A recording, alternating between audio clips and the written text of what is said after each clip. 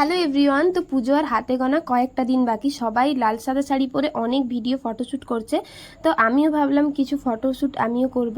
তো তাই এইখানে আমি রেডি হতে চলে এলাম আর ভাবলাম চলো তোমাদের সাথে একটু get ready with me share করা হয়ে যাবে।